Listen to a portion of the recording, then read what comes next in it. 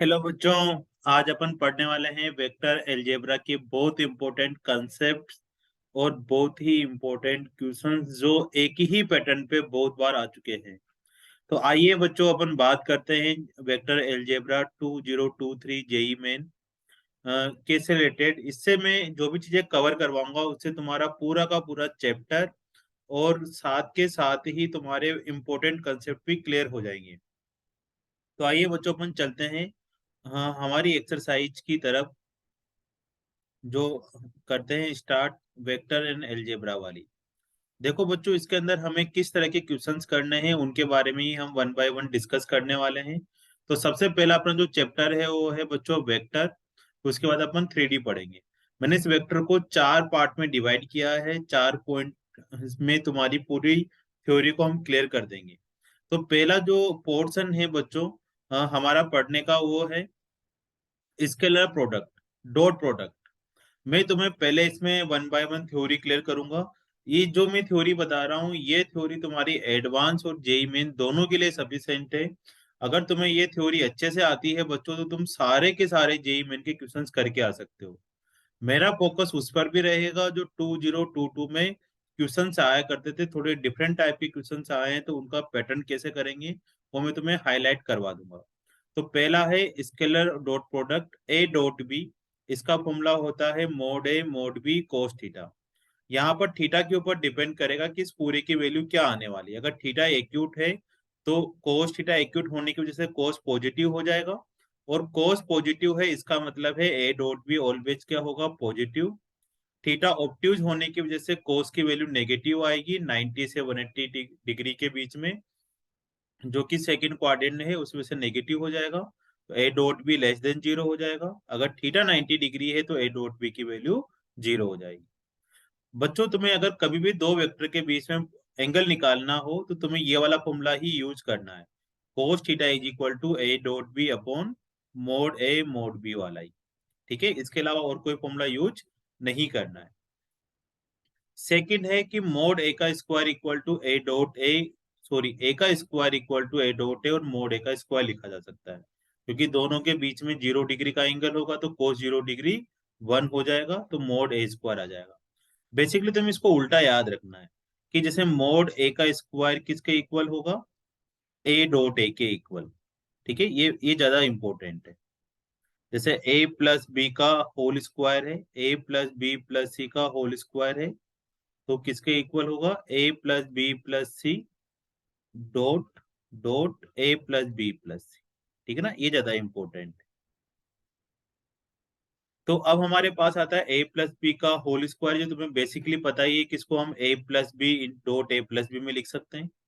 और इनको हम ए को ए के साथ डॉट प्रोडक्ट करेंगे तो मोड ए स्क्वायर आ जाएगा, ए का बी के साथ प्रोडक्ट करेंगे तो ए डॉट बी आ जाएगा। इसी तरह से बी डॉट ए और बी डॉट बी आ जाएगा।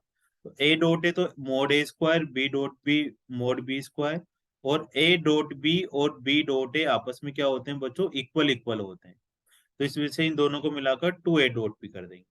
तो बीच में अगर प्लस का साइन आता है तो प्लस का टू ए भी आ जाएगा, लेकिन बीच में डॉट प्रोडक्ट जरूर आएगा। इसी तरह से माइनस आता है बीच में तो a square b square minus A dot b आ रहा होगा। A plus B dot a minus b है तो मोड ए square minus mod B square आ जाएगा। अब बच्चों ये 6 नंबर की जो प्रॉपर्टी है बहुत इंपॉर्टेंट है, तुम्हें याद रखनी है। ए प्लस बी प्लस सी का होल स्क्वायर आता है तो इसका फॉर्मूला होगा मोड ए square mod B square mod c square plus two ए dot B dot c dot है। जैसे नाइन्थ क्लास में याद करते थे ना अपन, a square plus B square plus C square plus two a b two b c two c, ऐसे ही होगा। बस यहाँ a dot B dot c dot है। मान लो यहाँ प्लस की जगह किसी एक में यहाँ पर माइनस होता तो यहाँ मोड के स्क्वायर यहाँ पर तो प्लस आएगा, लेकिन इसके बाद जहां जहां सी है, मान लो इसमें और इसमें सी आ रहा है तो यहाँ इस प्लस की जगह पर क्या आ जाएगा, माइनस। और इस प्लस की जगह पर माइनस आ जाता। ठीक है ना, अगर सी में माइनस कर देते। तुम्हें ऐसे चेक कर लेना, जहां माइनस है वहां वहां माइनस कर सकते हो। प्लस है तो प्लस प्लस रहने दो। अब बच्चों सबसे इंपॉर्टेंट प्रॉपर्टी आती है हमारे पास, प्रोजेक्शन वाली प्रॉपर्टी। प्रोजेक्शन वाली प्रॉपर्टी में हमें क्या ध्यान देना है, जैसे तुम्हारे पास यहाँ पर बोला गया है कि projection of A on B. ठीक है, ये चीज निकालनी है। प्रोजेक्शन किसको बोलते हैं? बेसिकली शेडो को बोलते हैं। कि जैसे हमारे पास बी वेक्टर है, यहाँ पर मैंने बनाया भी है, और ए वेक्टर है। अब ए वेक्टर का थीटा के अकॉर्डिंग जो कंपोनेंट डलता है, ये तो वर्टिकली हो गया कंपोनेंट, और ये हॉरिजॉन्टली कंपोनेंट हो गया। तो जो यहाँ से लेकर यहाँ तक की डिस्टेंस है, जो ओ ए डिस्टेंस है, बेसिकली इसको हम प्रोजेक्शन बोलते हैं। कि ए का प्रोजेक्शन बी पर, projection of A on B. तो जब projection of A on B पूछे, इसका मतलब वो तुमसे लेंथ पूछना चाह रहा है इस ए के प्रोजेक्शन की ओ ए डेज पर, ओ ए डेज की लेंथ पूछना चाह रहा है। तो बहुत आसान है, तुम्हें किसे याद रखना है? ए वेक्टर डॉट बी के, ए ऑन बी, प्रोजेक्शन ए का बी पर, तो ए डॉट बी के। मान लो उन्होंने पूछा है कि सी का प्रोजेक्शन ऑन डी पर, तो तुम क्या लिखने वाले हो? सी वेक्टर डॉट डी के। ठीक है। डी यूनिट वेक्टर होता है, उसको तुम ऐसे लिख सकते हो, डी वेक्टर अपॉन डी का मैग्नीट्यूड, ऐसे भी लिख सकते हो ओपन कर कर। तो जब भी ये जो निकल कर आया ना ए वेक्टर डॉट बी के, वो आया लेंथ ओ ए डेस, लेंथ ओ ए डेस। ठीक है बच्चों। अब कोई भी वेक्टर होता है उसकी डायरेक्शन भी होती है। ठीक है। मान लो मेरे पास ए वेक्टर लिखा हुआ है, तो ए वेक्टर की दो चीजें होगी, ए वेक्टर का मैग्नीट्यूड होगा और ए वेक्टर की डायरेक्शन होगी। इन दोनों से मिलकर ही वेक्टर बनता है। तो बच्चों इसके अंदर तुम्हारे पास है तीन फॉर्मूले हैं, पहला ये फॉर्मूला है, सेकंड ये फॉर्मूला है, और थर्ड ये वाला फॉर्मूला है। तो मैं एक एक करके प्रोजेक्शन के तीन फॉर्मूलों के बारे में बात करने वाला। Projection of A on B पूछा है, तो आंसर आ जाएगा ए वेक्टर डॉट बी के, मतलब लेंथ पूछी गई है। लेकिन तुमसे पूछा जाए vector component of A along B, A along B का मतलब वही हो रहा है ए ऑन बी, इसका मतलब ए ही है, ए ऑन बी। लेकिन उन्होंने ना वेक्टर कंपोनेंट पूछा है, इसका मतलब है इन्होंने ओ ए डैश, जो ओ ए डैश है, ओ से लेकर ए डैश तक की डिस्टेंस के साथ साथ इसका डायरेक्शन भी पूछा है। तो बच्चों हमें क्या करना है? ओ ए डैश की लेंथ और ओ ए डैश की डायरेक्शन। तो ओ ए डैश की डायरेक्शन किसकी डायरेक्शन में होगी? बी वेक्टर की डायरेक्शन में। और बी वेक्टर की डायरेक्शन कैसे लिखें अपन? B cap. अगर ए वेक्टर की डायरेक्शन पूछी जाए तो ए कैप, ऐसे लिख देते हैं। तो अगर वेक्टर कंपोनेंट बोला जाए ए ऑन बी में, तो हमें लिखना है a vector dot B cap, a dot B cap तो लेंथ हो गई, और बी कैप क्या हो गई? पीछे वाला डायरेक्शन हो गया। तो पूरा मिलाकर एक वेक्टर बन जाएगा। कौन सा वेक्टर बन जाएगा? ओ ए डैश वेक्टर बन जाएगा। अगर केवल लेंथ पूछा होता ओ ए डैश की, तो अपन क्या लिख देते? ए वेक्टर डॉट बी कैप। ठीक है बच्चों। अब क्या होता है कि थोड़ा सा क्वेश्चन घुमा कर दे देता है वो। क्या क्वेश्चन घुमा कर देता है कि वो चीजें क्लियर नहीं करता है कि उसने वेक्टर कंपोनेंट पूछा है या प्रोजेक्शन पूछा हुआ है, मतलब लेंथ पूछी हुई है। तो तुम्हें अगर वो बोले कि projection of A on B is 3/√2, मतलब ए का प्रोजेक्शन बी पर 3/√2, इसका मतलब लेंथ पूछा गया है। ठीक है ना, कभी कभी तुम्हें ऐसे भी सोचना पड़ेगा। लेकिन मान लो तुम्हें प्रोजेक्शन 3/√2 ना देकर तुम्हें बोल दे कि जो प्रोजेक्शन ए ऑन बी है वो है सी वेक्टर, इसका मतलब है उन्होंने वेक्टर बोला रखा है, तो तुम्हें वेक्टर कंपोनेंट लगाना है। या तो क्लियर कर ही देंगे कि लेंथ बोली है या वेक्टर बोला है, लेकिन नहीं बोला है तो तुम उनके वर्डिंग के अकॉर्डिंग सोचना पड़ेगा कि लेंथ गिवन है तो लेंथ है प्रोजेक्शन का मतलब, और वेक्टर गिवन है तो वेक्टर है। इस बात को ध्यान रखना है। अब इसके अंदर थर्ड चीज मैंने तुम्हें नहीं बताया कि कैसे निकल कर आया है, उसके बारे में बता देता हूँ, फिर थर्ड पर आऊंगा। जैसे ए वेक्टर का कंपोनेंट डालते हैं तो क्या आता है बच्चों? ए वेक्टर कोस थीटा आता है हॉरिजॉन्टली, वर्टिकली डालेंगे तो ए कोस थीटा आ जाएगा। तो यहाँ आ गया ए कोस थीटा ओ ए वेक्टर, और ओ ए डेस, और ओ ए डेस की लेंथ क्या हो जाएगी? बी के। अब कोस थीटा का क्या फॉर्मूला पढ़ा था अपन ने? A dot B upon mod A mod B, ये फॉर्मूला पढ़ा था पहला पहला। अब मोड ए से मोड ए कैंसिल हो जाएगा, बी वेक्टर अपॉन बी का मैग्नीट्यूड कितना हो जाएगा? B cap. इसलिए यहाँ पर लिख देंगे बच्चों A vector dot B cap, और यहाँ पर क्या आ जाएगा? पीछे वाला डायरेक्शन, इस वजह से ओ ए वेक्टर आ जाएगा। अगर ओ ए वेक्टर की लेंथ ही निकालनी होती हमें, तो पीछे वाले बी कैप की जरूरत नहीं थी। अब हमें बात करता हूं vector component of A perpendicular to b. Projection ही बात कर रहे हैं।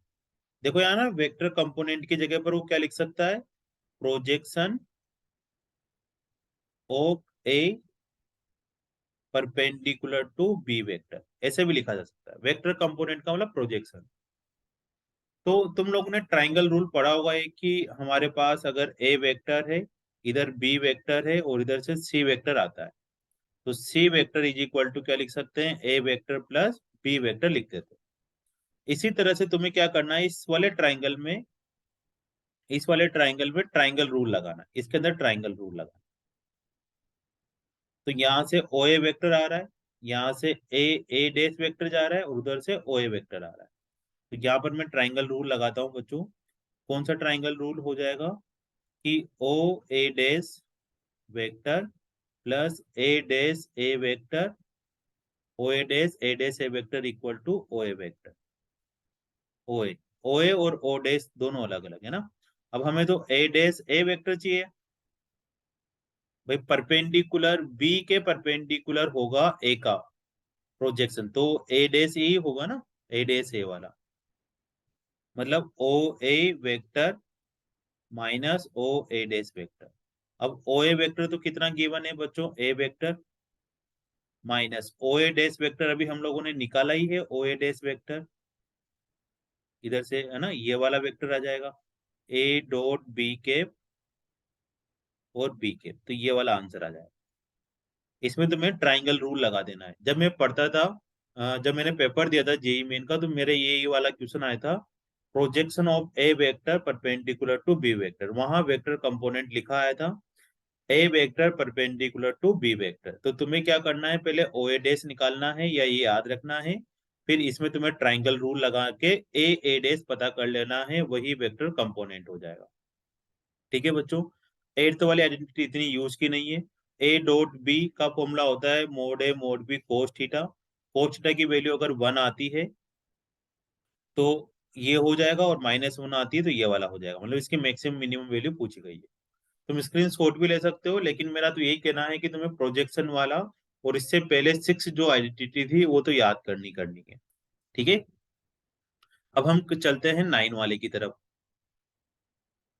9 में क्या है बच्चों, ए वेक्टर को हम ए dot I cap, a dot J cap, a dot के कैप है, तो उसको ए वेक्टर की फॉर्म में ही लिख सकते हैं। ठीक है, इसके कुछ क्वेश्चंस आएंगे वहां मैं बताऊंगा, अभी तुम आइडेंटिटी नोट कर लो। ए ज्यादा मुश्किल नहीं है, जैसे ए वेक्टर को हम क्या लिख सकते हैं, A1 आई कैप, A2 जे कैप, A3 के कैप। तो इसी तरह से अगर ए वेक्टर का डॉट करा जाए आई के साथ,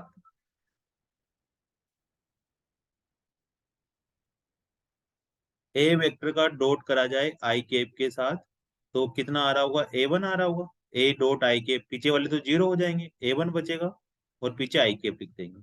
इसी तरह से ए वेक्टर का डॉट जे के साथ करा जाए तो A2 आ जाएगा, पीछे जे लिख देंगे। ए डॉट के करेंगे तो A3 के, मतलब वही वेक्टर आ जाएगा ए वेक्टर वापिस। मैं बताऊंगा, मतलब इस फॉर्म में लिखा हुआ हो तो आगे वाला जो वेक्टर है उसको ए वेक्टर लिख देते हैं। ठीक है, मोस्टली एडवांस में एक दो बार पूछा गया है ये वाला, इसलिए मैंने इसको प्रॉपर्टी बना के लिख दिया है। अब बच्चों अपन बात करते हैं क्रॉस प्रोडक्ट की। क्रॉस प्रोडक्ट में क्या है, पहला वाला तो बहुत आसान है, ए क्रॉस बी का फॉर्मूला होता है मोड ए mod b sine theta n cap. जो एन कैप होता है वो ए और बी दोनों की परपेंडिकुलर डायरेक्शन में होता है। ठीक है, अगर मोड ए क्रॉस बी का स्क्वायर आ जाए तो ये सबसे इंपॉर्टेंट है आइडेंटिटी, इसको लिख लो, इसका नाम है लेंग्राज आइडेंटिटी।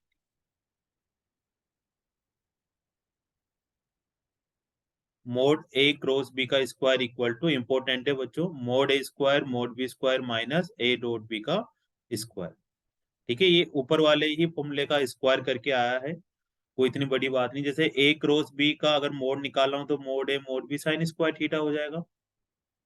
अगर अपन इसका स्क्वायर कर दें दोनों तरफ, मैं बता देता हूँ कैसे आया होगी ऊपर वाली आइडेंटिटी। ए क्रॉस बी के मोड का स्क्वायर करा तो कितना आ जाएगा, ए का स्क्वायर है ना, मोड ए की जगह में ए लिख रहा हूँ, ए का स्क्वायर बी का स्क्वायर साइन स्क्वायर थीटा। अब साइन स्क्वायर थीटा को क्या लिख सकते हैं अपन, 1 - कोस स्क्वायर थीटा। और कोस स्क्वायर थीटा का क्या फॉर्मूला होता है बच्चों, a square b square cos square theta, और इसको जगह लिखा जा सकता है ए डॉट बी का स्क्वायर। तो इस वजह से ये आ गया। अब इसमें तुम्हारे पास अगर क्वेश्चन में ए क्रॉस बी का मोड गिवन हो, ए डॉट बी गिवन हो, तो तुम यहाँ से मोड ए मोड बी निकाल सकते हो। अगर मोड ए मोड भी पता है, ए डॉट भी पता है, तो तुम ए क्रॉस भी निकाल सकते हो। ऐसे आपस में इसका यूज करना होता है। ठीक है। अब फोर्थ पॉइंट ये है बच्चों की, अगर ए क्रॉस बी 0 के इक्वल आ जाए, इसका मतलब ये है कि ए और बी के बीच का जो एंगल है थीटा, वो 0 डिग्री है ना। इसका मतलब क्या हुआ, ये 0 का क्या मतलब हुआ, साइन थीटा 0 हो गया। थीटा 0 डिग्री होने का मतलब है ए और बी के बीच में कोई एंगल नहीं है। मतलब दोनों वेक्टर या तो पैरेलल होंगे या दोनों वेक्टर कोलिनियर होंगे। तो वेक्टर अगर पैरेलल और कोलिनियर हो तो उनको इस फॉर्म में लिखा जाता है, a vector is equal to lambda b vector. अगर ए और बी आपस में पैरेलल और कोलिनियर हो तो a vector equal to lambda b vector लिख सकते हैं। फिफ्थ वाली आइडेंटिटी एडवांस के हिसाब से इंपॉर्टेंट है, जेई मेंस में तो इसके मैंने क्वेश्चन कम ही देखे हैं। ए क्रॉस आई के प्लस ए क्रॉस जे के प्लस ए क्रॉस के केप के मोड का स्क्वायर किसके इक्वल होगा, टू मोड ए के स्क्वायर के इक्वल होगा। ठीक है, कहीं ना कहीं यूज आ जाता है, देखेंगे। अब ए क्रॉस बी का ज्योमेट्रिकल मीनिंग क्या है। ए क्रॉस बी का ज्योमेट्रिकल मीनिंग ये होता है कि बच्चों ये mostly basically area of parallelogram होता है। ए क्रॉस बी का ज्योमेट्रिकल मीनिंग ये होता है कि अगर ए और बी एक पैरेललोग्राम की दो साइड है, उनका क्रॉस प्रोडक्ट करके उन पे मोड लगा दिया जाए तो एरिया ऑफ पैरेललोग्राम को रिप्रेजेंट कर देता है। ठीक है बच्चों। अब इसी के साथ साथ, हाँ, जैसे हमारे पास एक ट्राइंगल है। अब ट्राइंगल में 3 पॉइंट है ए बी सी। ठीक है। अब इनके हमारे पास क्या है, वर्टेक्स गिवन है, मतलब पोजीशन वेक्टर गिवन है। तो हम क्या करेंगे, इस ट्राइंगल का एरिया निकालने के लिए ट्राइंगल की कोई भी दो साइड का क्रॉस प्रोडक्ट कर देंगे। ए बी क्रॉस ए सी कर दो, A B cross B C कर दो, ए सी क्रॉस सी ए कर दो। मतलब बी ए बी सी लेना है, सी बी सी ए लेना है, ए बी और ए सी लेना है। तो ए बी को हम ऐसे लिख सकते हैं, ओ बी माइनस ओ ए, मतलब बी माइनस है। ए सी को लिख सकते हैं ओ सी माइनस ओ ए, मतलब सी माइनस है। जब हम इसका क्रॉस प्रोडक्ट करेंगे तो एक सीक्वेंस में आ जाएगा ये बच्चों, ए क्रॉस बी क्रॉस सी और सी क्रॉस ए आ जाएगा। अगर हाफ लगा देते तो उससे क्या आ जाएगा, एरिया ऑफ ट्राइंगल। लेकिन मान लो अगर ट्राइंगल की दो साइड है हमारे पास, ए वेक्टर और बी वेक्टर, अब पोजीशन वेक्टर नहीं है, तो इसका एरिया निकालना है हमें। तो इसका फॉर्मूला हो जाएगा एरिया का half mode A cross B. लेकिन ए और बी क्या होनी चाहिए, ट्राइंगल की साइड। अगर पोजीशन वेक्टर है तो हम इस वाले फॉर्मूले से इसका यूज करेंगे। ए क्रॉस बी मैंने निकाला नहीं बताया, ए क्रॉस बी कैसे निकालते हैं बच्चों, डिटरमिनेंट लगाते हैं, i cap j cap k cap लिख देते हैं, फिर आगे वाला ए लिखते हैं a one a two a three, फिर पीछे वाला लिखते हैं b one b two b three. A cross b को क्या लिख सकते हैं, माइनस बी क्रॉस है, जबकि ए डॉट बी और बी डॉट है तो सेम होता है, लेकिन ए क्रॉस बी और बी क्रॉस है सेम नहीं होता, उनमें माइनस का डिफरेंस होता है। अगर ए क्रॉस ए आ जाए तो उसका आंसर कितना होगा बच्चों, 0 हो जाएगा। बी क्रॉस बी आ जाए तो उसका आंसर 0 हो जाएगा। ठीक है। अब इसके बाद आते हैं unit vector perpendicular to plane containing A and B. एक यूनिट वेक्टर पता करना है जो ए और बी को कंटेन करने वाले प्लेन के परपेंडिकुलर है। ए वेक्टर और बी वेक्टर के एक प्लेन में ए और बी है और उनके परपेंडिकुलर कोई वेक्टर है, वो पता करना है। तो हमने पढ़ रहा है कि ए क्रॉस बी, थंब रूल से पढ़ा हुआ है कि ए क्रॉस बी करने से परपेंडिकुलर वेक्टर आ जाता है। तो इन दोनों का क्रॉस प्रोडक्ट करने से तो पता है कि परपेंडिकुलर वेक्टर आ जाता है। लेकिन हमें यूनिट वेक्टर निकालना है, तो यूनिट वेक्टर में क्या करना होता है बच्चों, जो भी वेक्टर आता है उसके मैग्नीट्यूड से डिवाइड कर देते हैं, उससे यूनिट वेक्टर आता है। अब हो सकता है कि नीचे आ रहा हो, है ना, या अपवर्ड आ रहा हो या डाउनवर्ड आ रहा हो, इस वजह से अपन ने आगे प्लस माइनस लगा रखे। ठीक है। लेकिन उन्होंने अगर यूनिट वेक्टर नहीं पूछा हो, केवल वेक्टर वेक्टर पूछा हो, तो उस केस में क्या करेंगे, मान लो हमें एन वेक्टर निकालना है, तो हमें ए क्रॉस बी वेक्टर अपॉन ए क्रॉस बी का मैग्नीट्यूड तो लिखना ही लिखना है। और आगे अब हम वन नहीं लिखेंगे, अब हमें एन वेक्टर का मैग्नीट्यूड लिखना होगा। अगर उन्होंने यूनिट वेक्टर नहीं पूछा है तो पीछे का तो लिखना ही लिखना है, और आगे क्या लिख देंगे, एन वेक्टर का मैग्नीट्यूड। ठीक है। लेकिन अगर तुम ये भी नहीं लिखना चाहते तो तुम सिंपल ये भी लिख सकते हो, एन वेक्टर और कुछ कांस्टेंट लगा दो और ए क्रॉस भी लगा दो, तुम ए भी लिख सकते हो। लेकिन जो फिर लेमडा की वैल्यू तुम्हें निकालनी पड़ेगी कि लेमडा की वैल्यू क्या आने वाली है। तो तुम्हारे पास यूनिट वेक्टर में तो सिंपल ए क्रॉस बी से डिवाइड कर दो और कुछ नहीं लिखना। लेकिन अगर तुम्हें यूनिट वेक्टर ना निकाल कर परपेंडिकुलर वेक्टर निकालना हो ए क्रॉस ए और बी दोनों के परपेंडिकुलर, तो A cross B upon A cross B का मैग्नीट्यूड और वो वेक्टर जो निकालना है उसका मैग्नीट्यूड, अगर ये काम भी नहीं करना चाहते तो ए क्रॉस बी करो और सिंपल लेमडा लगा दो। ठीक है बच्चों, अब चलो आगे चलते हैं। थोड़ा जल्दी जल्दी हो रहा है लेकिन कोई बात नहीं, लिखने में तुम्हें थोड़ी थोड़ी दिक्कत आ रही होगी।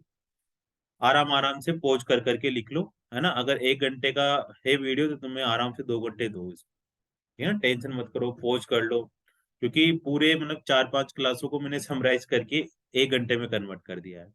ये वही है, एक वेक्टर का मैग्नीट्यूड आर है जो ए और बी दोनों के क्या है, परपेंडिकुलर है।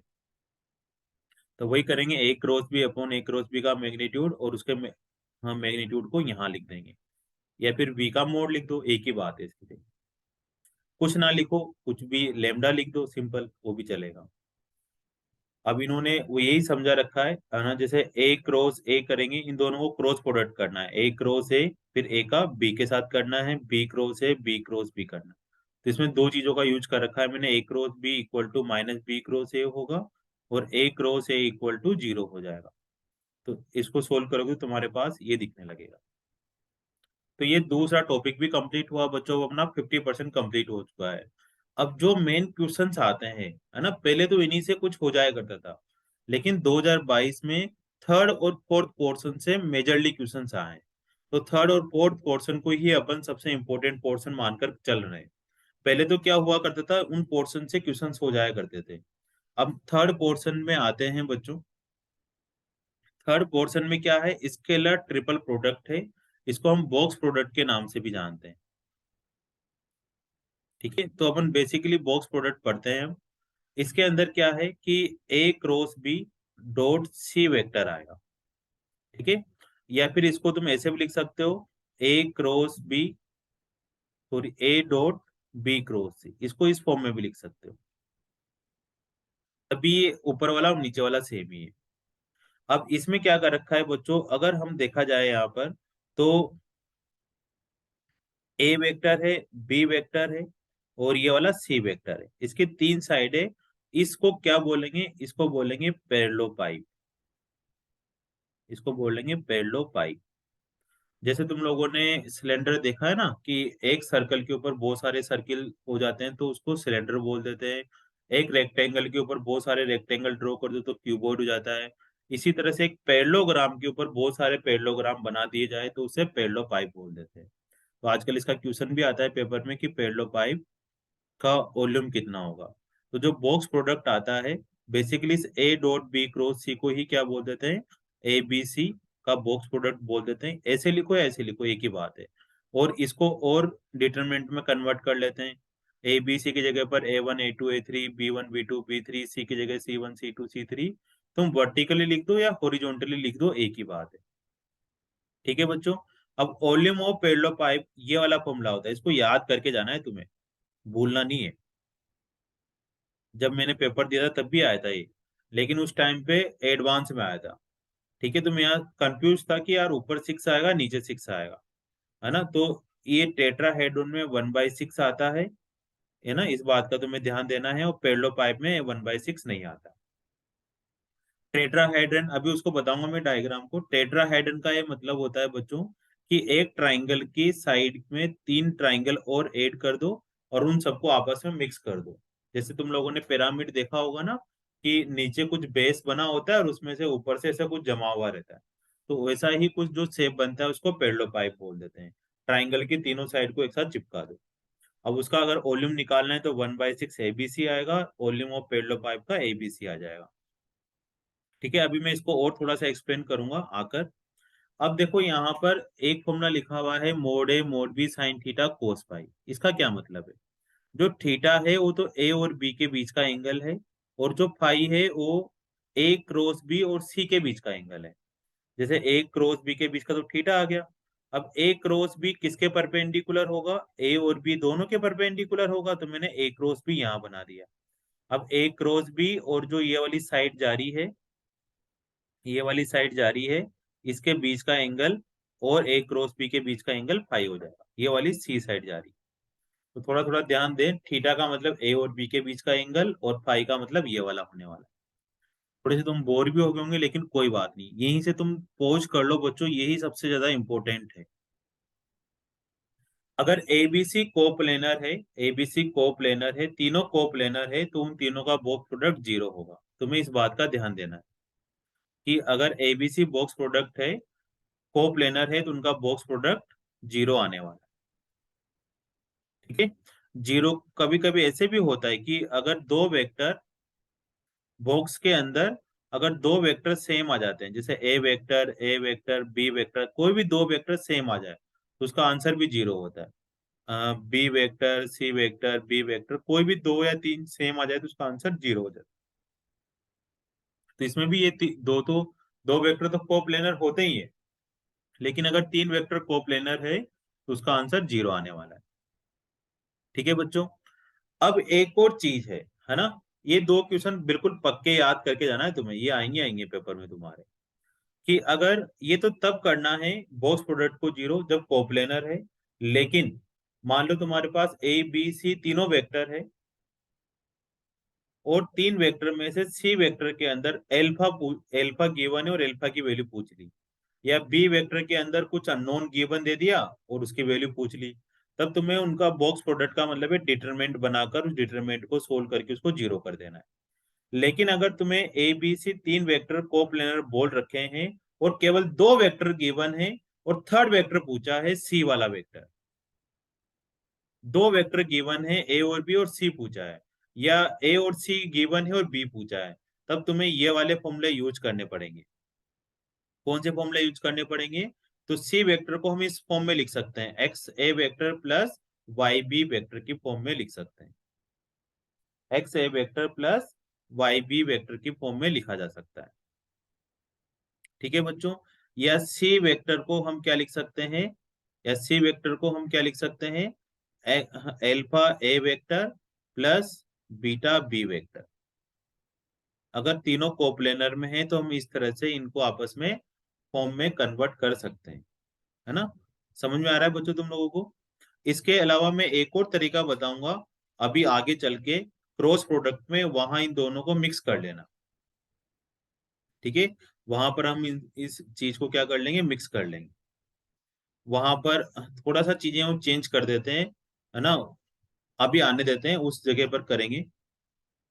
वहां पर ये बोल देते हैं कि ए बी सी कोप्लेनर है and C is perpendicular to B, ऐसे दे दिया जाएगा। ठीक है, एक लाइन थोड़ी सी और ऐड कर देते हैं, वो कोप्लेनर के साथ क्या बोल देते हैं कि सी वेक्टर किसी दूसरे वेक्टर के साथ परपेंडिकुलर है। मान लो अभी है ना, डी वेक्टर लिख लेते हैं थोड़ी देर के लिए, क्या लिख देते हैं, डी वेक्टर के परपेंडिकुलर है। तो तुम सी वेक्टर को इस फॉर्म में लिखना, ऐसे एक्सप्रेस करना, a cross b cross d vector जिसके परपेंडिकुलर है उसको पीछे लिखना है, इंटू लेमडा। मान लो उसने बोला है कि ए बी सी, ये अच्छे से याद कर लो, इसके 4-5 क्वेश्चन आए, ए बी सी कोप्लेनर है, कोप्लेनर तो होने चाहिए, and C vector perpendicular to B vector है। तो कैसे लिखेंगे, सी वेक्टर को लेमडा, पहले जो कोप्लेनर है उनके साथ क्रॉस प्रोडक्ट कर दो, और जो परपेंडिकुलर है उसको पीछे पीछे लिख दो, परपेंडिकुलर कौन है, बी, तो उसको पीछे लिख दो। ये सी वेक्टर तैयार हो गया। ठीक है, तो इसको नोट कर लो, अच्छे से हाईलाइट कर लो। ये है, क्या बोला जाएगा कि एबीसी कोप्लेनर में है और कोई एक वेक्टर किसी दूसरे के परपेंडिकुलर है, तो उसको इस फॉर्म में लिखना है। तुम उसको इससे भी सोल्व कर सकते हो, इससे भी सोल्व कर सकते हो, लेकिन इसमें क्या है, दो अननोन आ रहे हैं, अल्फा बीटा एक्स वाई, इसमें एक ही अननोन आ रहा है, लेमडा लेमडा, तो थोड़ा जल्दी सोल्व हो जाएगा तुम्हारा। फिर तुम्हारी इच्छा है किससे सोल्व करते हो, दोनों तरीके ही ठीक है। अब बच्चों हम स्टार्ट करते हैं इसमें, कि ए बी सी लिखो, सीक्वेंस में लिखो। मान लो ए बी सी लिखा, फिर बी सी ए लिखा, फिर सी ए बी लिखा, है ना, साइक्लिक चल रहा है ना, तो ये सबका आंसर सेम आने वाला है। लेकिन मान लो तुमने ए बी सी लिखा, और ए बी सी के बाद क्या कर दिया, ए को बी बी को ए कर दिया ना, इंटरचेंज कर दिया, तो फिर तुम्हें आगे माइनस का साइन लगाना पड़ेगा। जितनी बार इंटरचेंज करोगे उतनी बार माइनस का साइन लगाना पड़ेगा। उसके पीछे वही डिटरमिनेंट वाला खेल है, ए वन बी वन सी वन, A1 A2 को अगर इस वाले कॉलम को इधर शिफ्ट करोगे और इसको इधर शिफ्ट करोगे तो साइन चेंज करना पड़ता है। ठीक है बच्चों। अब फिफ्थ वाला बहुत ज्यादा इंपॉर्टेंट है, बहुत बहुत बहुत ज्यादा इंपॉर्टेंट।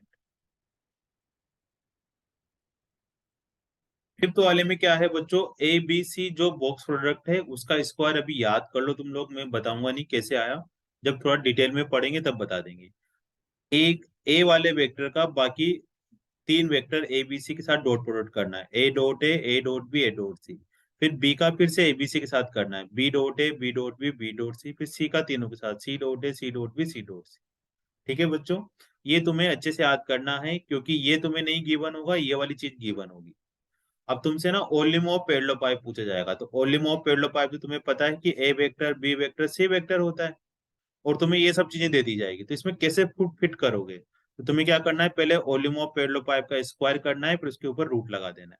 तो इसको कटने के बाद ओलिमो पेडलो पाइप आएगा, और इसका स्क्वायर हमें पता ही है कि इस फॉर्म में लिखा जा सकता है, और इसमें वैल्यू पुट करके अपन आंसर निकाल लेंगे, तो उससे ओलिमो पेडलो पाइप आ जाएगा। ठीक है। अब इसके बाद बॉक्स प्रोडक्ट की छोटी छोटी सी आइडेंटिटी है, कि मान लो अगर ए बी सी के अंदर कोई अननोन मल्टीप्लाई हो रहा है तो उसको तुम बाहर निकाल सकते हो, और बाकी पोर्शन ऐसा कैसा लिख सकते हो। अगर a plus B, B plus C, C plus A sequence में, तो ए बी सी लिखकर 2 लगा दो। अगर माइनस है तो सब आपस में कैंसिल हो जाता है और जीरो आ जाता है। A cross b cross C cross है, तो ए बी सी का स्क्वायर आ जाएगा, और स्क्वायर आ जाएगा तो ये चीज वापस यहाँ लिखी जा सकती है। अगर a plus b c o d है, तो सी ओ डी जो पीछे वाली है उसको तो एज इट इज रख दो, और ए प्लस बी को अलग अलग कर दो। ए और बी को अलग कर दिया, बीच में प्लस का साइन है तो प्लस लगा दो, माइनस का साइन है तो माइनस लगा दो। क्रॉस और डॉट का साइन है तो फिर अलग अलग नहीं हो सकते। इसके बाद 11th वाली प्रॉपर्टी है कि L M N R three non coplanar vector है, और A vector L M N I cap लिखा हुआ है, A1 A2 A3 कांस्टेंट है, B vector L M N लिखा हुआ है, सी वेक्टर भी एल एम एन लिखा हुआ है। तो एल एम एन को हम ऐसे बॉक्स प्रोडक्ट की फॉर्म में लिख सकते हैं, और A1 B1 C1 A2 B2 C2 A3 B3 C3 ऐसी फॉर्म में लिखा जा सकता है। मोस्टली ऐसे क्वेश्चन जेई में नहीं आते, लेकिन एडवांस के हिसाब से बहुत इंपॉर्टेंट है ये वाली प्रॉपर्टी। जो ए अभी बताया था ना, ए बी सी का होल स्क्वायर, वो इसी बेसिकली इसी चीज से निकल कर आता है। तो इसको तुम्हें याद रहे तो ठीक है, नहीं रहे तो भी चल जाएगा। अब आती है अपने फाइनल वाली चीज,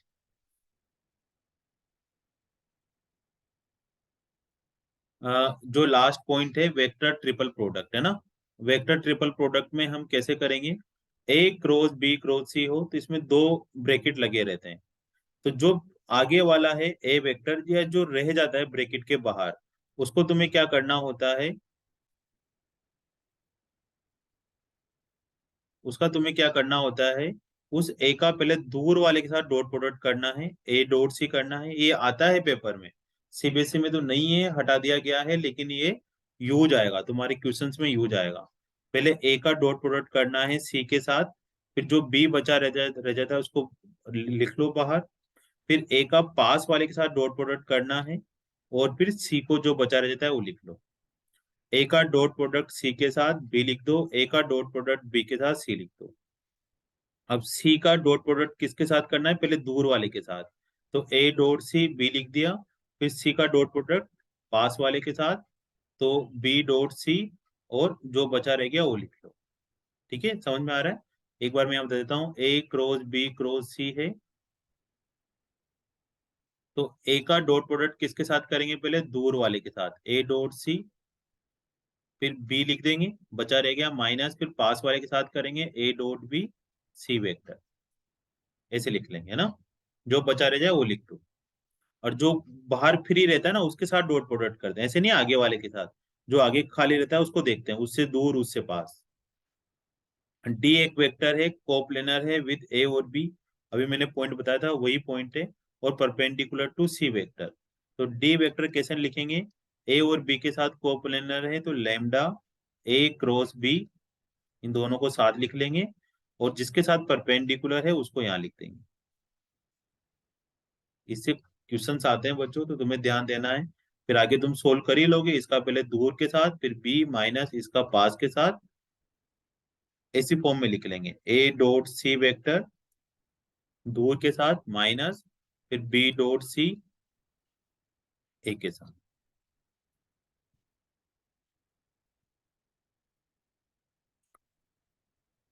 ये तुम्हें याद रह जाए तो ठीक है, नहीं रहे तो कोई बात नहीं है, जेई मेन में तो नहीं आते क्वेश्चंस, लेकिन एडवांस में इसका यूज है, तो जब मैं एक बार एडवांस पढ़ाऊंगा तो तब तुम्हें तुम फिर से इसका डिस्क्राइब कर देंगे। आई क्रॉस जे ए क्रॉस के, उसको 2A वेक्टर से रिप्रेजेंट कर देंगे।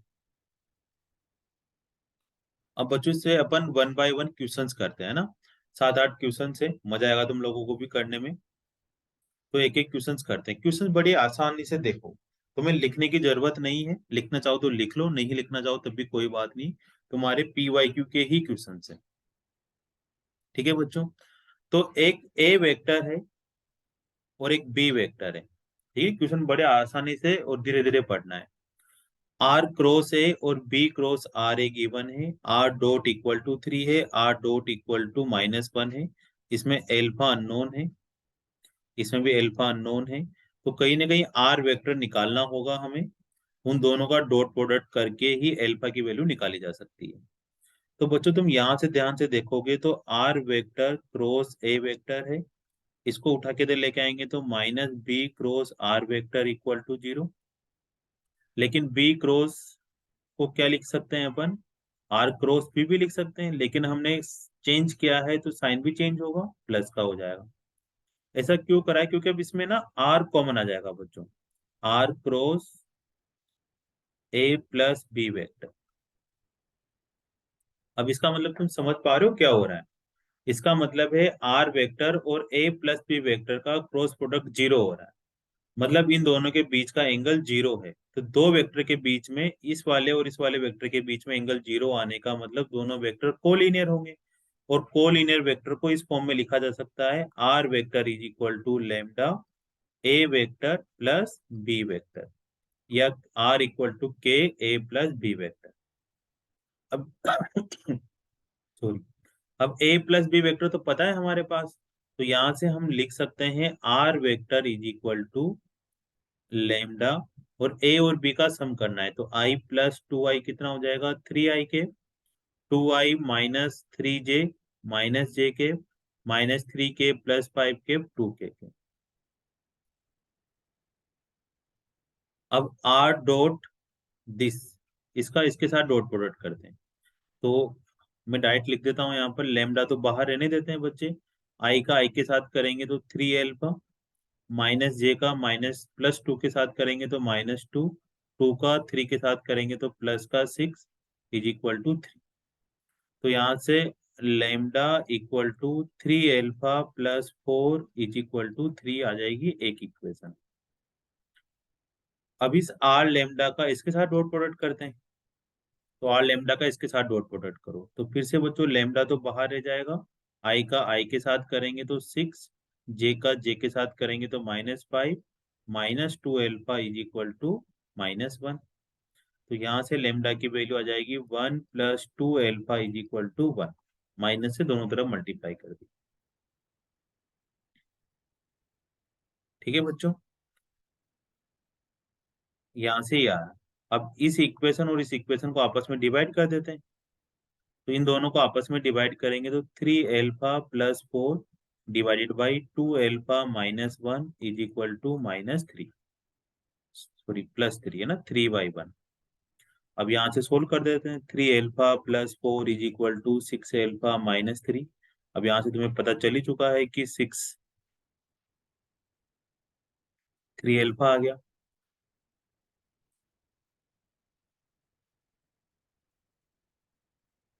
तो अल्फा की वैल्यू कितनी आ जाएगी, 7/3। देख लो कहीं मिस्टेक नहीं होनी चाहिए। जैसे यहाँ पर तो हम लोगों ने कर ही लिया है, एक बार और मैं तुम्हें वेरीफाई करवा देता हूँ, 3 अल्फा -2 प्लस का 6, तो 4 अल्फा इक्वल टू 3, कोई डाउट नहीं है। इसका इसके साथ करा तो 6 -5 -2 अल्फा, तो माइनस से मल्टीप्लाई कर दिया, उसमें बिल्कुल टेंशन ना लो तुम। तो अभी दोनों को आपस में डिवाइड कर दिया, तो यहाँ से अल्फा 7/3 आ गया। ठीक है, तो एल्फा की वैल्यू 7/3 आ गई बच्चों। तो किसी भी एक इक्वेशन में पुट करके तुम लेमडा की वैल्यू निकाल लो, तो इसमें पुट कर देता हूं मैं ना, तो लेमडा में 3 अल्फा इज इक्वल टू 7, तो यहाँ पर आ जाएगा 11, क्योंकि 7 + 4 11 इक्वल टू 3, तो लेमडा इज इक्वल टू 3/11।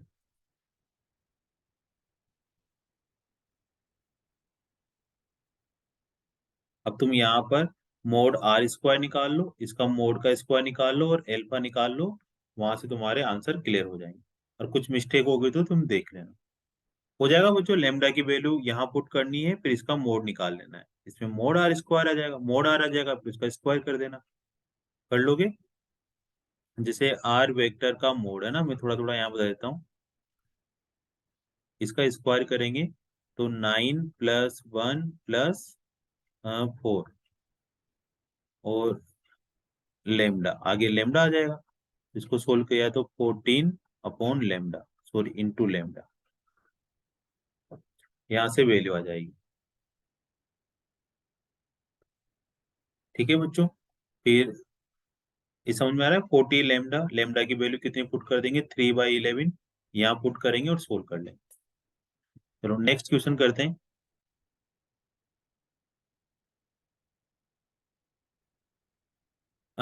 अब देखो यहाँ से, X B A vector in the plane containing vector A and B. एक एक्स है जो ए और बी एक प्लेन में क्या है, तीन वेक्टर है, एक्स वेक्टर, ए वेक्टर और B vector. X B A vector है in the plane containing the vector, मतलब तीनों प्लेन आपस में, तीनों वेक्टर आपस में क्या हो गए, कोप्लेनर हो गए। और x is perpendicular to this, इसको मैं ना सी वेक्टर ले लेता हूँ। इसका मतलब क्या हुआ कि x वेक्टर मेरे को लिखना है, तो आ जाएगा a और b के परपेंडिकुलर है, ऐसा लिखा था अपन ने, सॉरी a और b के प्लेन में है, और किसके परपेंडिकुलर है, c के। इस फॉर्म में लिखा जा सकता है x वेक्टर। ठीक है, और इसका प्रोजेक्शन मतलब x डॉट ए कैप का प्रोजेक्शन किसके इक्वल है, लेंथ गिवन है तो ऐसे लिख देंगे। अगर वेक्टर गिवन होता तो इसके यहाँ लिखकर ए कैप ओ लिखना पड़ता। ठीक है, ये दो चीजें गिवन है, तो मोड एक्स स्क्वायर निकालना है। तो बहुत आसान सा है बच्चों, X vector is equal to lambda, पहले ए का सी के साथ करना है dot product, A dot C B vector minus B dot C A vector. करो धीरे धीरे। ए का सी के साथ डॉट प्रोडक्ट, 2 से 3 करा तो 6 -2 -1, बी वेक्टर आ गया माइनस बी डॉट सी करो, 3 + 4 + 1 इंटू ए वेक्टर, तो ये आ गया 3b वेक्टर -7 8 ए वेक्टर। समझ में आ रहा है बच्चों? ये एक्स वेक्टर हो गया, तो आराम से एक्स ए वेक्टर निकाला जा सकता है। ठीक है ना, इसको मैं इधर रब कर देता हूँ, थोड़ा सी जगह की जरूरत है। अब देखो, अब 3b वेक्टर और 8 ए वेक्टर, तो यहाँ पर अब इन दोनों का डॉट प्रोडक्ट करते हैं।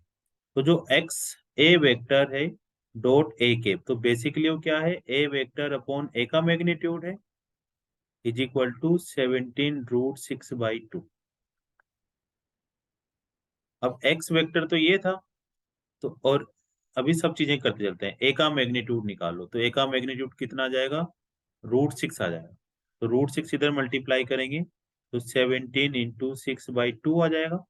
अब एक्स डॉट ए वेक्टर ही करना रह गया, तो एक्स के साथ इसका डॉट प्रोडक्ट कर दो, तो लैम्डा, अब बी के साथ करेंगे ना डॉट प्रोडक्ट, तो 3b.a -8a.a, तो b.a करते हैं। b.a का मतलब इसका डॉट प्रोडक्ट इसके साथ करना है, फिर 3 से मल्टीप्लाई करना है, तो 2 × 1 2, 2 × -1 -2 तो कैंसिल, -1 आया मतलब -3 -8 मोड ए का स्क्वायर हो जाएगा 6 इक्वल टू 17 × 6/2। अभी हो गया 51 माइनस का, 51 से कैंसिल हो जाएगा, -3 बार, 3 से कैंसिल हो जाएगा 2 बार, 2 से कैंसिल हो जाएगा, तो फाइनली लेमडा की वैल्यू -1 आ जाएगी। लेमडा की वैल्यू -1 यहाँ पुट कर दो बच्चों, तो तुम्हारे पास आ जाएगा 8a vector minus 3b vector. अब ए वेक्टर की वैल्यू पुट कर दो और बी वेक्टर की वैल्यू पुट कर दो और आपस में सोल्व कर लो माइनस माइनस करके। ये समझ में आ रहा है? फिर उसका मैग्नीट्यूड निकाल लो। तो उससे क्या आ जाएगा, मोड एक्स का स्क्वायर आ जाएगा। मोड एक्स आ जाएगा, फिर उसका स्क्वायर कर लो। अब यहाँ पर क्या पुट कर देना, ए वेक्टर और बी वेक्टर पुट कर दो। ए को 8 से मल्टीप्लाई कर लो, बी को 3 से कर लो, आपस में माइनस करके निकाल लोगे। आंसर 486 आए। चलो नेक्स्ट क्वेश्चन करते हैं बच्चों। ये वही क्वेश्चन है PYQ के, है ना, जो तुमसे हो जाएंगे, लेकिन बस तुम्हें हिंट चाहिए क्योंकि शुरू शुरू में नहीं हो पाते, तुम नहीं देख पाते कैसे यूज करना है। अब देखो फिर से कि ए और बी नॉन जीरो वेक्टर है, परपेंडिकुलर टू ईच अदर, जो आपस में एक दूसरे के परपेंडिकुलर है, मतलब A dot B vector zero होगा। ठीक है, यही है। और मोड ए मोड बी आपस में इक्वल है, mod A cross B mode ए के इक्वल है। ठीक है, अभी देखते चलते हैं क्या क्या कहना चाह रहा है। मोड ए क्रॉस बी का क्या मतलब हुआ? इसका ये मतलब हुआ बच्चों कि mod A mod b sine theta equal to mod a. तो मोड ए तो मोड ए के कैंसिल हो जाएगा। ठीक है, और ए और बी के बीच में कितने डिग्री का एंगल था, परपेंडिकुलर, तो साइन 90 कितना हो जाएगा, 1। तो मोड बी की वैल्यू कितनी आ जाएगी, 1। मोड बी किसके इक्वल है, मोड ए के, मतलब मोड ए की वैल्यू भी 1 आ जाएगी, दोनों की वैल्यू 1 1 आ जाएगी। अब हमें क्या करना है, एंगल बिटवीन दिस, इसके और इसके बीच में एंगल ढूंढ।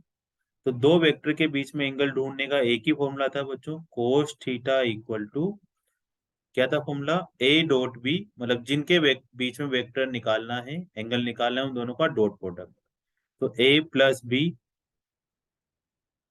Plus a cross B vector dot A vector, इस पूरे के साथ डॉट प्रोडक्ट लगाना है, अपॉन दोनों का मैग्नीट्यूड, मतलब ए का मैग्नीट्यूड और ए plus B vector plus a cross B vector का मैग्नीट्यूड। ये सोल्व करना है बच्चों। तो पहले ऊपर ऊपर सोल्व करते हैं। ऊपर ऊपर तो आ रहा होगा A dot A plus B dot A, जो कि 0 हो जाएगा, फिर ए क्रॉस बी डॉट ए। तो ए डॉट ए की वैल्यू मोड ए स्क्वायर 1 हो जाएगी, बी डॉट ए 0 हो जाएगा, परपेंडिकुलर है, और A B A box product बन जाएगा, ये वाला जो भी 0 हो जाएगा, दो सेम आ गए। तो ऊपर तो 1 आ रहा है ना, ये भी 0 हो गया, ये भी 0 हो गया, और नीचे मोड ए भी 1 हो गया।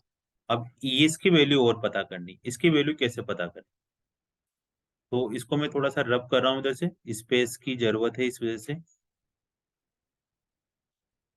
तो बेसिकली बच्चों हमें क्या चाहिए, हमें ऊपर तो 1 आ रहा है और नीचे बस इसका मैग्नीट्यूड चाहिए। इसका मैग्नीट्यूड कैसे लेके आए, किसका सम चाहिए, a vector plus B vector plus a cross B vector, ये चाहिए। अब देखो इसमें कितना सुंदर सा क्वेश्चन है कि अगर ए प्लस बी और ए क्रॉस बी की जगह अगर सी वेक्टर होता तो अपने मन में थोड़ी बहुत कुछ चीज आ सकती थी कि ए प्लस सी का ए प्लस बी प्लस सी का मोड पूछा है, और ए प्लस बी प्लस सी के मोड का अगर स्क्वायर हमें पता हो तो हमारा जीवन बन सकता है। तो तुम उसकी तरह ही सोचो कि तुम इसका स्क्वायर करके रूट लगा दो। ऐसा क्यों, क्योंकि हमें ए प्लस बी प्लस सी के मोड का स्क्वायर पता है, उसका रूट लगाते हैं, ए प्लस बी प्लस सी का मोड आ जाएगा। अब इसको कैसे लिखते हैं, तो क्या तुम्हें A plus B plus C के मोड का फॉर्मूला पता है, ए का स्क्वायर प्लस बी का स्क्वायर प्लस सी का स्क्वायर, मतलब mod A mod B mod C plus 2 A dot B dot C और सी डॉट ए, ये फॉर्मूला होता है। तो यहाँ पर भी लिख देंगे, मोड ए का स्क्वायर मोड बी का square plus mode A cross B का स्क्वायर प्लस 2, अब इसका इसके साथ डॉट प्रोडक्ट है ना,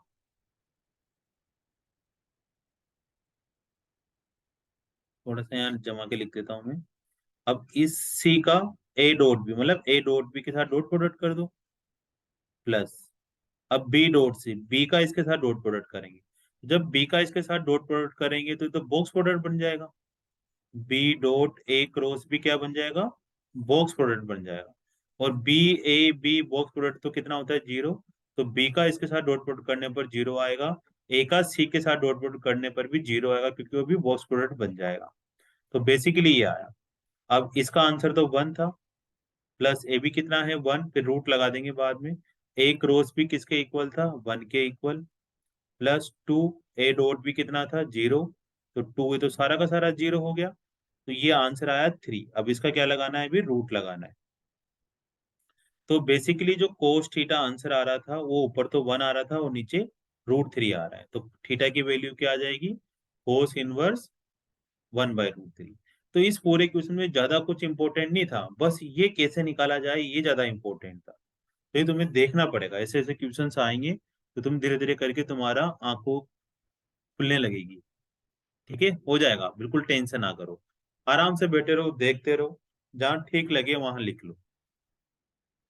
अब सी एक कोप्लेनर है बच्चों ए और बी के साथ, ए डॉट सी 7 गिवन है, और बीच परपेंडिकुलर टू सी वेक्टर। देखो सी वेक्टर ए और बी के साथ परपेंडिकुलर है, सॉरी प्लेनर है, और बी के साथ परपेंडिकुलर भी है। तो मैंने लास्ट में पढ़ा था क्रॉस प्रोडक्ट में ये वाला फॉर्मूला, कि डी वेक्टर अगर ए और बी के साथ कोप्लेनर है और सी के साथ परपेंडिकुलर है तो उसको कैसे लिखते हैं। उसी तरह से यहाँ सी वेक्टर किसके साथ कोप्लेनर है, ए क्रॉस ए और बी के साथ कोप्लेनर है, और किससे परपेंडिकुलर है, बी से परपेंडिकुलर है। तुम चाहो तो वापिस उसको देख कर आ सकते हो पॉइंट को, और बाहर लेमडा लगा देंगे, इससे सी वेक्टर आ जाएगा। अब ए और बी पता है बच्चों हमें, है ना, तो c vector is equal to lambda. अब तुम्हें इसका क्रॉस प्रोडक्ट करना है, पहले दूर वाले का करना है, ए डॉट बी, और जो रिमेनिंग रह गया वो लिख दो, माइनस फिर पास वाले का करना है बी डॉट बी, फिर जो रिमेनिंग रह गया वो लिख दो। अब c vector is equal to lambda a dot b, इन दोनों का डॉट प्रोडक्ट करना है। तो आई का 2 के साथ करेंगे तो -2, और के का के साथ करेंगे तो 1, तो -2 + 1 मतलब -b vector, B dot B का स्क्वायर करेंगे तो 5a वेक्टर। ठीक है ना, √5 आ जाएगा, उसका स्क्वायर करेंगे तो 5 आ जाएगा। अब इन्होंने बोला है कि a डॉट सी 7 होगा, मतलब इसका डॉट प्रोडक्ट करो, a डॉट सी या सी डॉट ए 7 होगा, तो इसका डॉट प्रोडक्ट कर लेते हैं। लेमडा का तो कुछ होगा ही नहीं, बी का ए के साथ डॉट प्रोडक्ट, और ए का ए के साथ डॉट प्रोडक्ट, ये करना, ये 7 के इक्वल गिवन। तो कर लेते हैं बच्चों, फिर से बी डॉट है, बी डॉट है भी तुम लोगों ने करा था, -1 आ रहा है, तो -1 और माइनस +1, और ए डॉट ए कितना हो जाएगा √3, उसका स्क्वायर करेंगे तो 3, तो ये आ जाएगा 15। तो ये आ गया -14, मतलब लेमडा की क्लियर वैल्यू आ गई हमारे पास -1/2। तो यहाँ से जो सी वेक्टर आ रहा है बच्चों, वो आ रहा है -1/2, अंदर मल्टीप्लाई करेंगे तो 5a vector plus B vector upon 2। हमें a प्लस बी प्लस सी का स्क्वायर चाहिए था, तो फॉर्मूला पता है, बस सी वेक्टर नहीं पता है ना, सी वेक्टर की जरूरत पड़ेगी। मोड सी का स्क्वायर तो चाहिए ना, इसलिए सी वेक्टर निकाल रहे हैं। अब a और b वेक्टर, मतलब इसको 5 से मल्टीप्लाई कर लो बच्चों। तो -5 और +2, 3i के, 5j के, और 5k प्लस के 6k/2, ये आया सी वेक्टर। अब सी वेक्टर का अगर हमें मैग्नीट्यूड चाहिए, तो 9 + 25 + 36 अपॉन 2 का रूट,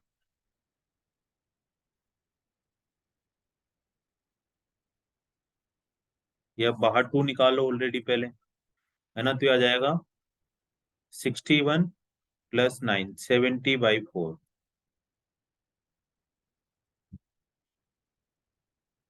5 और 61 + 70/4। अब इसका तो तुम्हें फॉर्मूला पता ही है ना बच्चों, इसका क्या फॉर्मूला हो जाएगा, a² + b² + c² + 2a dot B, ए डॉट बी मिल ही जाएगा हमें, बी डॉट सी भी मिल जाएगा, अब तो सी वेक्टर आ गया, सी डॉट ए भी मिल जाएगा, सी डॉट ए गिवन है 7। ठीक है, अब बस इसमें वैल्यू पुट कर देंगे और 2 से मल्टीप्लाई करके आंसर आ जाएगा 75। वो तुम्हें करना है। बस मैं तुम्हें बता रहा हूँ कि कहाँ से पिकअप करना था। तो पिकअप का क्या था बच्चों की ए और बी कोप्लेनर है और सी उसके साथ परपेंडिकुलर है। तो इसको तुम्हें बिना सी निकाले नहीं निकाल सकता इस क्वेश्चन का आंसर, चाहे जितना दम लगा लो। सी वेक्टर तो चाहिए चाहिए, तो सी वेक्टर के लिए अपने को ये वाली चीजों का यूज करना है। ठीक है। या फिर बी डॉट सी तो कितना आ रहा है अपने पास, जीरो आ ही रहा है।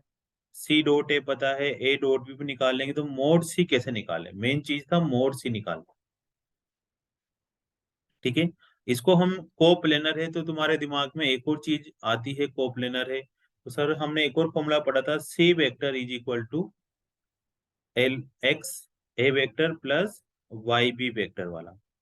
लेकिन एक्स ए vector plus Y B vector वाला क्या ना, थोड़ा लेंथी हो जाएगा वो वाला क्वेश्चन, क्योंकि उसमें दो अननोन आ रहे हैं एक्स और वाई। तो उससे निकालने से अच्छा है कि तुम इस चीज को पहचानो और यहाँ से क्वेश्चन सोल्व करना सीखो।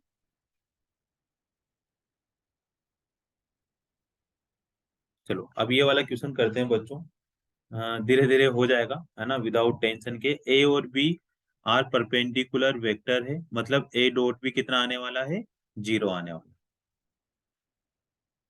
अब ए डॉट बी की वैल्यू कितनी गिवन है, हमें जीरो गिवन है। अब सोल्व करना है। तो ए क्रॉस अंदर से सोल्व करते हुए आते हैं, इसको सोल्व करते हैं। इसका पहले दूर वाले के साथ डॉट प्रोडक्ट करो, A dot B A vector minus A dot A B vector. तो ए डॉट बी तो जीरो है तो पूरा जीरो हो जाएगा। A dot A mod A square हो जाएगा। तो A cross A vector minus mod ए का स्क्वायर बी वेक्टर। और यहाँ क्रॉस आएगा। और ये जो माइनस आया ना ये वाला, इसको तुम बाहर ही बाहर लिख दो, कोई दिक्कत नहीं, क्योंकि और जगह कहीं पर भी प्लस माइनस नहीं आ रहा, तो तुम इसको ऐसे लिख सकते हो। अब ये तो मोड ए स्क्वायर है, तुम इसको भी बाहर लिख सकते हो, माइनस मोड ए स्क्वायर। जो भी कांस्टेंट है स्केलर वैल्यू होती है तुम उसको बाहर लिख सकते हो। अब अंदर क्या हो रहा है, cross A cross B vector है ना, ये बचा।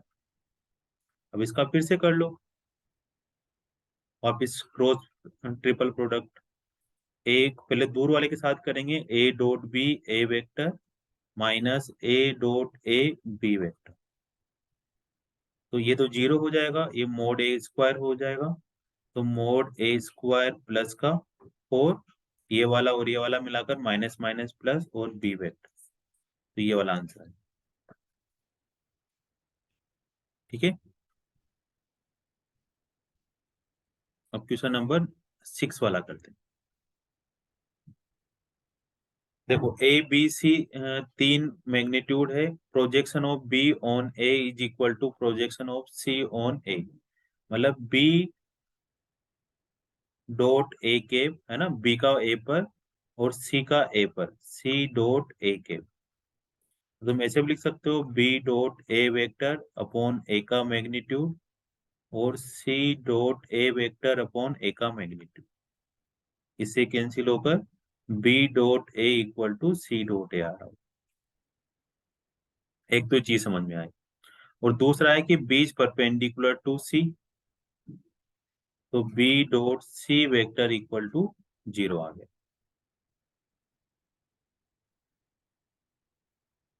ठीक है बच्चों।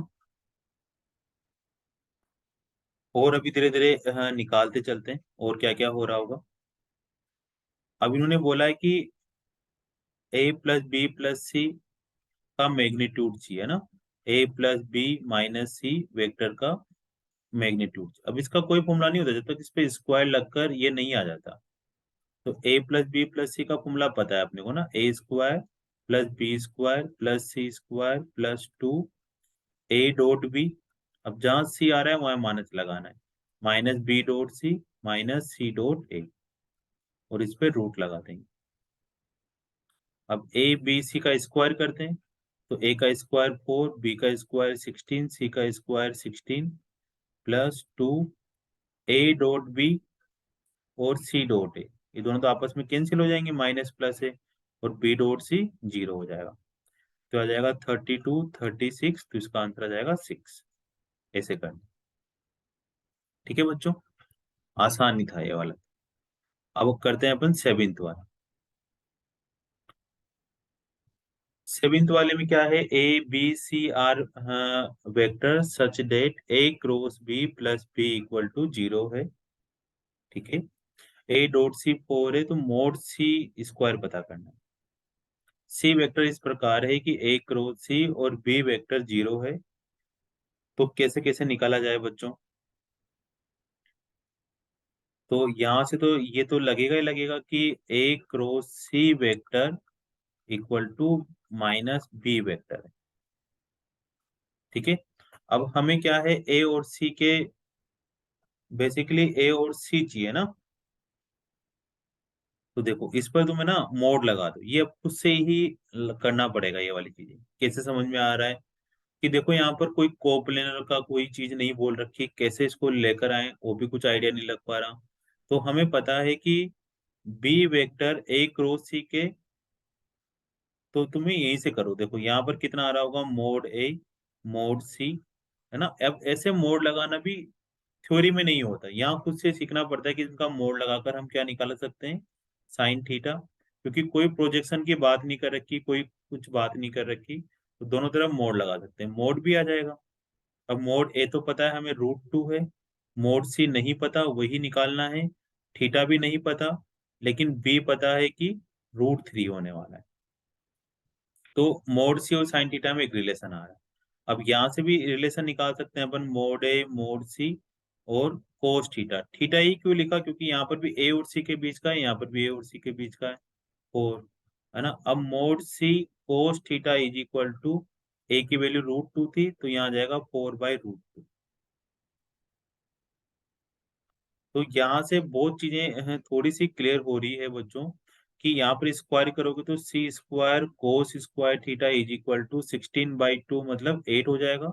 तो यहाँ से कहीं ना कहीं तुम साइन स्क्वायर थीटा की वैल्यू निकाल सकते हो। ठीक है ना, यहाँ से आंसर आने का बहुत चांस लग रहे हैं। 2c² sine square theta is equal to 3। अब देखो यहाँ से c² sine square theta is equal to 3/2। अब इन दोनों वैल्यू का स्क्वायर कर लेते हैं, इन दोनों वैल्यू का, सॉरी स्क्वायर नहीं, सम कर लो। क्योंकि सम करेंगे तो c² बाहर आ जाएगा और अंदर बचेगा cos square theta plus sine square theta is equal to 8 plus 3/2। है ना, ये बात समझ में आ रही है तुम लोगों को? अब बस यहाँ से c² है तो 1 हो ही गया, c का मैग्नीट्यूड चाहिए था अपने को, 16 प्लस 9 19/2, ये आंसर आ जाएगा। ठीक है, तो ऐसे तुम्हें मोड लगाना भी आना चाहिए। अगर तुम प्रीवियस ईयर से क्वेश्चन करोगे, तुम्हें आइडिया लगने लगेगा कि ऐसे अपन मोड लगाकर दोनों तरफ ऐसे क्वेश्चन कर सकते हैं। बस एक दो क्वेश्चन और करते हैं बच्चों, जिसमें तुम्हारा कंप्लीट हो जाएगा। ए वेक्टर बी वेक्टर में b1 b2 है और सी वेक्टर है, थ्री वेक्टर्स, ये तीनों वेक्टर्स इस प्रकार है कि projection of B vector on A vector is equal to A vector. अब देखो प्रोजेक्शन ही बोल रखा है, तो हम इसको B vector dot A cap नहीं लिख सकते, क्योंकि ये तो एक स्केलर वैल्यू आएगी, जबकि ये प्रोजेक्शन किसके इक्वल है, ए वेक्टर के इक्वल है। ये किसके इक्वल है, ए वेक्टर के। अब इधर तो वेक्टर आ रहा है, उधर प्रोजेक्शन आ रहा है, मतलब ये जो प्रोजेक्शन है ये वेक्टर कंपोनेंट है। वेक्टर कंपोनेंट का मतलब है जिसकी डायरेक्शन में कंपोनेंट प्रोजेक्शन डाल रहा है उसकी डायरेक्शन भी आएगी। ठीक है ना, तो तुम्हें ये समझना है। अगर यहाँ लेंथ दी हुई होती 3/√2 तो अपन सिंपल आगे आगे का लिखकर छोड़ देते। ठीक है बच्चों, तो यहाँ से थोड़ी सी एक तो ये चीज आ रही है। दूसरी, A plus B perpendicular to C, A plus B मतलब A plus B vector dot C vector equal to 0। अब देखते हैं इसका क्या मतलब है, अभी तो कुछ क्लियर सा नजर नहीं आ रहा, तुम्हारे साथ ही करते हैं धीरे धीरे करके। ठीक है, ये परपेंडिकुलर, अगर कुछ ये बोलता कि कोप्लेनर है भी परपेंडिकुलर है तो कुछ कर लेते, लेकिन कोप्लेनर का इन्होंने जिक्र तक भी नहीं कर रखा। तो अब यहीं से सोल्व करते हैं बच्चों। इन्होंने अब इसको थोड़ा सा सिंप्लीफाई कर लेते हैं, B vector dot A vector upon A का मैग्नीट्यूड, है ना, केप को हटा लेता हूँ, फिर ए वेक्टर अपॉन ए का magnitude equal to A vector. तो 1 + 1 + 2, ये तो 4 आ गया, ए वेक्टर मतलब 2 आ गया ना, रूट निकालें तो 2, तो एक वेक्टर 4 आ जाएगा। तो मोड a² की वैल्यू तो 4 आ गई। ठीक है, अब बी डॉट ए करना है, मतलब इन दोनों का प्रोडक्ट करना है। तो ऊपर आ रहा है B1 plus B2 plus 2 divided by 4, और यहाँ लिख देंगे A vector equal to A vector, इससे कैंसिल हो गया, तो B1 plus B2 is equal to 2 आ जाएगा। तो एक इक्वेशन तो ये आ गई कि B1 plus B2 is equal to 2 आ। अब हमें एक और इक्वेशन चाहिए, उससे अपना आंसर आ जाएगा। तो मे बी इससे बन रही हो कुछ बात। सी वेक्टर का ए के साथ डॉट प्रोडक्ट करना है, तो 5 प्लस 1 प्लस 2 आ रहा है। बी का करेंगे तो 5B1 plus B2 plus 2 equal to 0। तो यहाँ से आ गया ये 6 8 10। 5B1 plus B2 equal to -10। अब ये दो इक्वेशन आ गई बच्चों, यहाँ से B1 और B2 की वैल्यू निकालकर वेक्टर का मैग्नीट्यूड निकल जाएगा। ठीक है, चलो अब एक और क्वेश्चन कर लेते हैं, लास्ट ही क्वेश्चन है। ये इसलिए उठाया क्योंकि थोड़ा डिफरेंट टाइप का क्वेश्चन है। बच्चों इसमें है तीन वेक्टर गिवन है, एक ये वाला है, एक ये वाला है, और एक ये वाला वेक्टर है। Representing with the position vector, ये पोजीशन वेक्टर है। ओ ए ओ बी और ओ सी ले लेते हैं, ए बी सी के, मतलब O A O B C with respect to origin, origin के रेस्पेक्ट में ही पोजीशन होगा। Distance of C vector from the bisector of acute angle between O A and O B is 3/√2। मतलब O ए और O B vector है,